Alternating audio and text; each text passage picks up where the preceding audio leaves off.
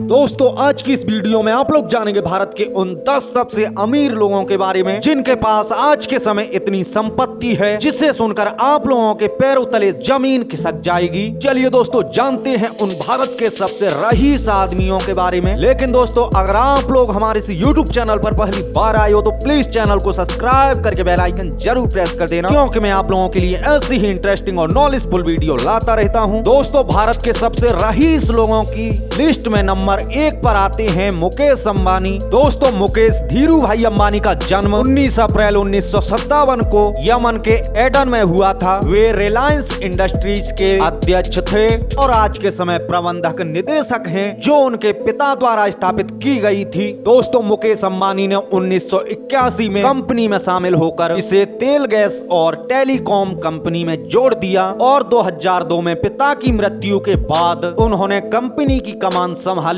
और इसे विश्व स्तर पर सफल बनाया। दोस्तों अब आप लोगों के दिमाग में एक सवाल आ रहा होगा कि आखिर मुकेश अंबानी के पास कितनी संपत्ति है। तो दोस्तों मैं आप लोगों को बता दूं, मुकेश अंबानी के पास कुल संपत्ति 112 अरब डॉलर है, जिससे वे एशिया के सबसे बड़े अमीर व्यक्ति हैं। चलिए दोस्तों अब जानेंगे भारत के दूसरे सबसे अमीर आदमी के बारे में। दोस्तों मुकेश अंबानी के बाद दूसरे नंबर पर आते हैं गौतम अडानी। दोस्तों गौतम अडानी का जन्म 24 जून 1962 को हुआ था और इनका जन्म अहमदाबाद के गुजरात में हुआ था। लेकिन दोस्तों सबसे चौंकाने वाली बात यह है कि उन्होंने 16 साल की उम्र में घर घर जाकर साड़ियां बेची और इसके बाद में उन्होंने हीरा कारोबार में अपना कदम रखा। दोस्तों 1988 में अडानी एंटरप्राइजेस की स्थापना हुई। लेकिन दोस्तों उनका साम्राज्य अब बंदरगाह, ऊर्जा और हवाई अड्डे जैसे कई क्षेत्रों में फैला हुआ है। दोस्तों 2022 में भी दुनिया के सबसे अमीर व्यक्ति बने। हाल ही में अडानी समूह को एक रिपोर्ट को चुनौती दी है कि जिससे कि उनकी संपत्ति प्रभावित हुई है। चलिए दोस्तों अब आप लोग जानेंगे आखिर उन्होंने इतनी ऊंचाई तक पहुंचने के लिए कितनी चुनौतियों का सामना किया है। दोस्तों हर रईस व्यक्ति के पीछे कई रहस्य छिपे हुए होते हैं, यही हाल गौतम अडानी का है। दोस्तों उन्होंने अपने जीवन में बहुत सी चुनौतियों का सामना किया है। दोस्तों उनका पहला चुनौती का सामना आर्थिक स्थिति से हुआ था। दोस्तों प्रारंभ में अडानी की आर्थिक स्थिति बहुत कमजोर थी, जिससे उन्हें शिक्षा पूरी करने में बहुत सी कठिनाइयों का सामना करना पड़ा। दोस्तों इसके बाद दूसरी चुनौती किडनैपिंग का सामना उन्होंने किया था। दोस्तों 1988 में उनकी बढ़ती प्रसिद्धि के कारण उन्हें फिरौती के लिए किडनैप कर लिया गया था, जो एक उनके जीवन में बहुत बड़ा संकट था। दोस्तों उन्होंने तीसरी सबसे बड़ा संकट का सामना किया था, जिसका नाम है आतंकवादी हमला। दोस्तों भी 2008 में मुंबई के ताज होटल में आतंकवादी हमले के समय मौजूद थे, जो दोस्तों उनके लिए एक मानसिक चुनौती थी। दोस्तों हालांकि उनके जीवन में बहुत से छोटे छोटे संकट आए हैं, लेकिन यह संकट उनके जीवन में बहुत बड़े संकट थे और उन्होंने इन्हीं सभी चुनौतियों का सामना बड़े ही डट करके किया था और उन्हें मानसिक रूप से मजबूत बनाया और उनके व्यवसाय को आगे बढ़ाने के लिए प्रोत्साहित किया था। दोस्तों सावित्री जिंदल भारत की सबसे अमीर महिला और ओपी जिंदल समूह की चेयरपर्सन हैं। दोस्तों उनका जन्म 20 मार्च 1940 को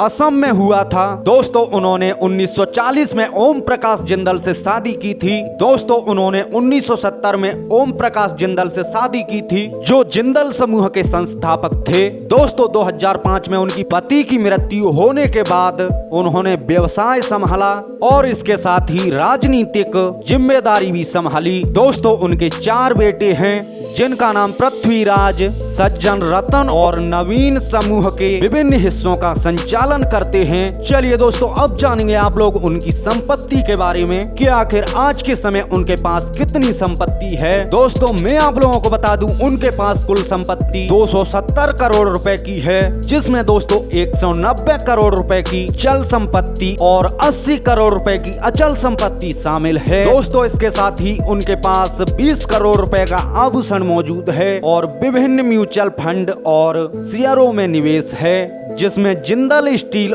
एंड पावर में 9,481 लाख रुपए के शेयर शामिल हैं। चलिए दोस्तों अब जानेंगे भारत के तीसरे सबसे रईस व्यक्ति के बारे में। दोस्तों इनका नाम शिवनादर है। दोस्तों शिवनादर का जन्म 14 जुलाई 1945 को हुआ था। दोस्तों यह HCL टेक्नोलॉजी के संस्थापक हैं और इसमें अध्यक्ष भी हैं, जो आज भारत की प्रमुख IT कंपनियों में से एक है। दोस्तों उन्होंने 2008 में प्रज्ञाभूषण पुरस्कार मिला था, जिन्होंने दोस्तों शिक्षा के क्षेत्र में भी योगदान दिया था। चलिए दोस्तों अब जानेंगे आप लोग इनकी कुल संपत्ति के बारे में। दोस्तों इनके पास कुल संपत्ति 15.1 बिलियन अमेरिकी डॉलर है। लेकिन दोस्तों अब जानेंगे इनकी एक प्रमुख खासियत के बारे में। दोस्तों यह भारत के सबसे अमीर व्यक्ति के साथ साथ सबसे बड़े दानदाताओं में से भी एक हैं। दोस्तों इसके बाद जो भारत का सबसे अमीर व्यक्ति आता है, जिसका नाम दिलीप संघवी है, और इसके बाद साइरस पूनावाला, और 7वें नंबर पर आता है कुमार बिरला, और इसके बाद राधा किशन दमानी, और 9वें नंबर पर आता है कुशल पाल सिंह,